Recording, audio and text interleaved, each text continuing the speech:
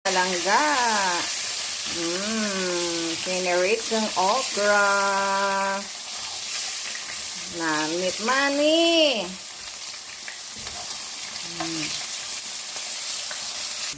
So, mga idol, namit yun kayo ang ato ang ano ngayon, breakfast. So, may ano tayo, mango, tapos fried fish, may sweet potato, at saka may egg tayo. Ayan po siya. Kasarap-sarap naman ito. After sa ating workout, mga langga, ito lang po ang kakainin natin. Yan.